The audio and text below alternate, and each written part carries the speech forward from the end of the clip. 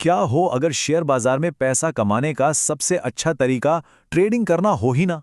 सुनने में थोड़ा अजीब लगता है ना, लेकिन आज हम इसी अनोखी सोच को, इसी विरोधाभास को समझने वाले हैं।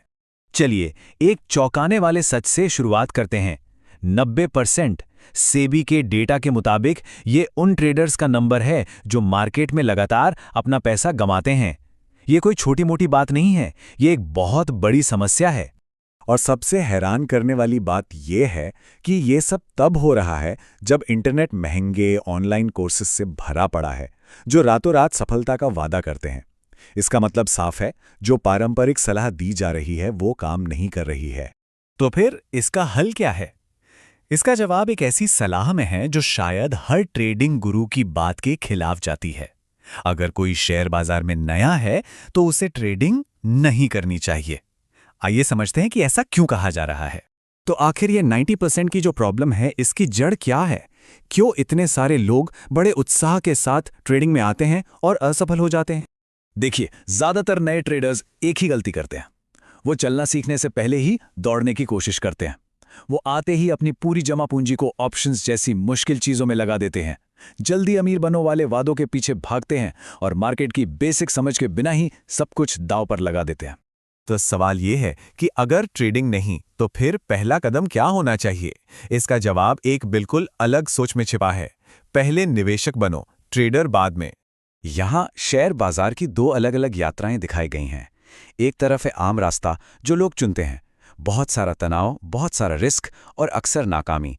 और दूसरी तरफ है एक अलग रास्ता जो बहुत धीमा है लेकिन सुरक्षित है, जहां सफलता के लिए पहले एक मजबूत नींव बनाई जाती है। इस बात को समझाने के लिए क्रिकेट का एक बहुत ही शानदार उदाहरण दिया गया है।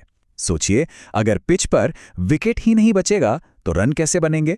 शेयर बाजार में वो विकेट आपकी पूंजी यानी आपका कैपिटल है।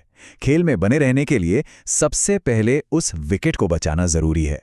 ठीक है, तो अपनी पूंजी को बचाना है, पर कैसे? इसका सबसे अच्छा तरीका है एक्सचेंज ट्रेडेड फंड यानी ETF। ये मार्केट में घुसने का एक बहुत ही सरल और सुरक्षित तरीका है, खासकर जब आप अपनी पूंजी को बचाना चाहते हैं। तो ETFs इतने खास क्यों हैं? क्योंकि वो आपको तुरंत डाइवर्सिफिकेशन देते हैं। मतलब जैसे ही कोई निफ्टी 50 ETF खरीदता है, वो एक साथ भारत की टॉप 50 कंपनियों में पैसा लगा रहा होता है। इससे किसी एक स्टॉक में सब कुछ गंवाने का खतरा कम हो जाता है और मार्केट की लंबी अवधि की ग्रोथ का फायदा भी मिलता है। अब असली जादू यहां से शुरू होता है। ये जो सुरक्षित निवेश पोर्टफोलियो बनाया गया है, वो आगे चलकर एक्टिव ट्रेडिंग के लिए एक शक्तिशाली हथियार कैसे बनता है? ये प्रक्रिया बहुत ही सरल लेकिन शानदार है। सबसे पहले ETFs में लगातार निवेश करके एक पोर्टफोलियो बनाया जाता है, फिर उसे बढ़ने का समय दिया जाता है।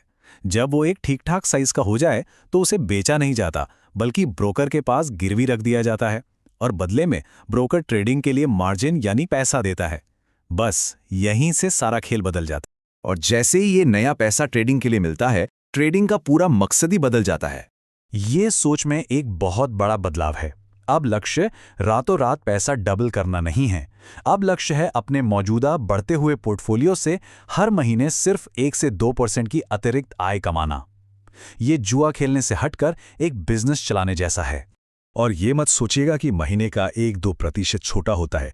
जब आप इसे साल भर में जोड़ते हैं और साथ में आपके पोर्टफोलियो की अपनी ग्रोथ को भी मिलाते हैं, तो कुल रिटर्न इतना शक्तिशाली हो जाता है जो पारंपरिक तरीकों से हासिल करना लगभग नामुमकिन है। अच्छा, ये लगातार रिटर्न कमाने के लिए ऑप्शंस ट्रेडिंग में एक बहुत जरूरी बात समझनी होगी, संभावनाओं का खेल। इसे ऐसे समझिए, मार्केट तीन ही काम कर सकता है। ऊपर जा सकता है, नीचे जा सकता है या वहीं साइडवेज रह सकता है। एक ऑप्शन बायर को पैसा बनाने के लिए मार्केट की दिशा सही पकड़नी पड़ती है, लेकिन एक सेलर दो हालतों में जीतता है। अगर मार्केट उसकी सोच के खिलाफ ना जाए या अगर मार्केट एक ही जगह पे घूमता रहे, तो आंकड़ों के हिसाब से सेलर के जीतने की संभावना ज्यादा होती है। ये टेबल इसी लेन देन को दिखाती है। ऑप्शन बायर कम पैसे लगाकर असीमित मुनाफे का सपना देखता है, लेकिन उसके जीतने की संभावना कम होती है। वहीं ऑप्शन सेलर ज्यादा पैसा लगाता है, उसका मुनाफा लिमिटेड होता है, लेकिन उसके लगातार छोटी छोटी जीत हासिल करने की संभावना कहीं ज्यादा होती है। तो कुल मिलाकर सफल ट्रेडिंग का मतलब सिर्फ बायर या सेलर बनना नहीं है। इसका मतलब है एक अवसरवादी बनना जो हर स्थिति को समझकर जोखिम और संभावना को मैनेज करे और फायदा उठाए। और ये पूरी सोच हमें एक बहुत बड़े सवाल पर लाकर खड़ा कर देती है। क्या असली दौलत जैकपॉट के पीछे भागने से बनती है या फिर धैर्य के साथ छोटी छोटी लगातार जीतों को इकट्ठा करने से?